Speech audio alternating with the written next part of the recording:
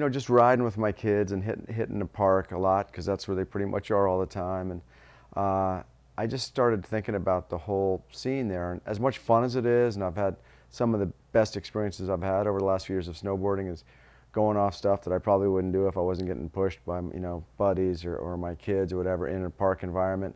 At the same time, I felt like some of the creativity was coming out of the sport, that parks are so two-dimensional, and the runs, you're stopping at each hit, and then it's just, there's one line going into it, and sure, people are doing incredible stuff in the air and athletically and creatively, but I just felt like it was, in some ways, we were losing a little bit of what the sport was all about, or what the sport could be all about.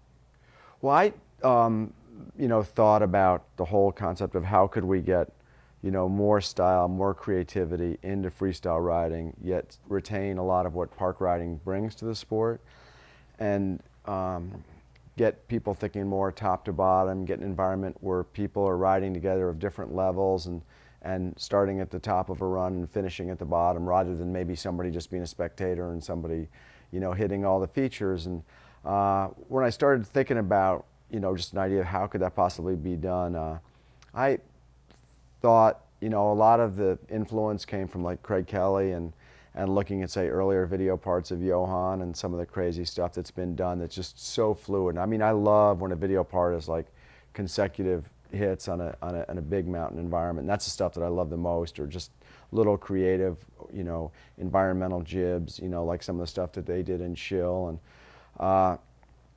And the first guy I talked to, I think, was probably Dave Downing. I mean, I talked to my kids first. I bounced a lot of stuff off them. I said, well, what would you think of a run that was, a little more organic, more top to bottom, very fluid, allowed for a lot of creativity, at the same time gave the opportunity to go, probably as big as you wanted or as technical as you wanted, more so. And they were definitely feeling it. And so when I thought it might be something appropriate for Burton to get into, because nobody else would probably do it, I don't know who else is as much vested in the sport as we do. I talked to Laurent here at Burton, and he was stoked on the idea, and he said, yeah, let's do it. Let's dedicate some resources to it. And then Jeff Believa was the first guy sort of in-house to get things done that I talked to, and I just knew he was the guy for it. He's a great rider. He talks to the resorts a lot. He gets the sport, and we have great communication, so I knew that was a great place to go, and the guy gets stuff done as well, so that's sort of where we took it. I mean, I think Craig's whole vibe in the sport could be summed up in one word, which is slopestyle. I mean, he was the first guy that I ever saw that ever used that word. I don't know if he thought it up, maybe not, but he had a board called the slopestyle before slopestyle even existed. And I think what he envisioned for slopestyle was pretty much what what Stash Run is all about. It's an opportunity to go top to bottom, do a lot of freestyle stuff off of a lot of organic or features made out of local materials, and that's how Craig would ride. I mean, the guy was an incredible sort of jibster before that even happened, and at the same time he'd go big, and he was a pipe rider, so he had all the the background and the tools necessary to do whatever he wanted. But I think that his riding and his love of big mountains and big mountain runs, and that's what Stash is intended towards. I mean, sure, it'll maybe ultimately be on smaller mountains as well, but to put it to take advantage of the terrain and what a mountain has to offer. I mean, a park can be put anywhere,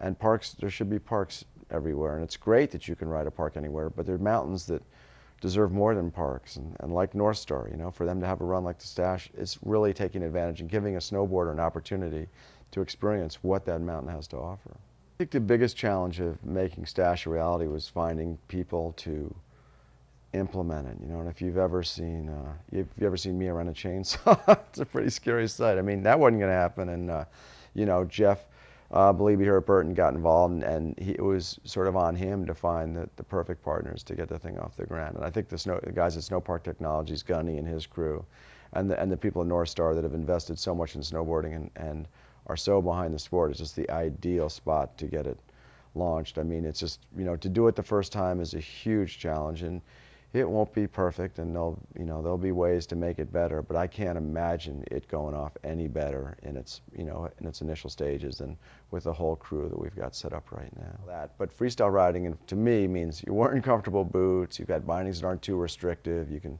drive in your boots, you can run around in them, and all of that. And so I think that freestyle riding it really keeps the sport honest and pure and more of like a surfing, skating type background to it.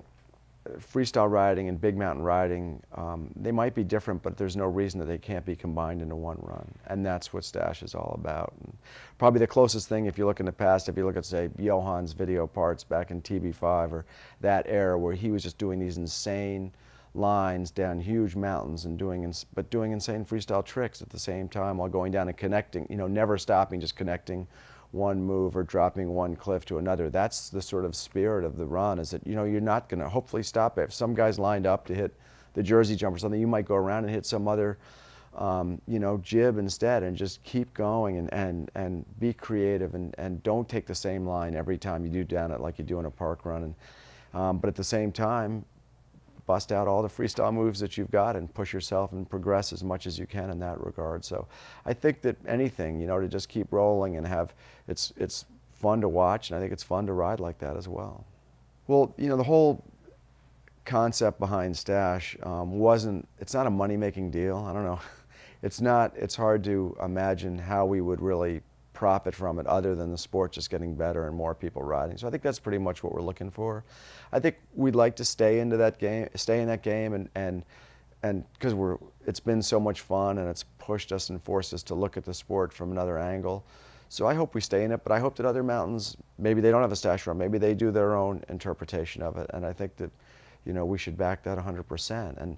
And as far as the Stash run itself goes, I mean, we've got our involvement. It's all about feedback. I can't tell you where it's going to go because it hasn't opened yet. So I'm sure once December and January roll around, we'll be getting more feedback from riders saying, well, that's great, but you should do this, or hopefully it'll open people's minds to completely new stuff that we can do on runs, and it'll just be a takeoff spot for the sport to get into a whole new realm. And it's not, and that's not saying park riding is going to go away or anything else, but it's just going to be something different, and hopefully that's something that offers a little more creativity, variety to riders out there.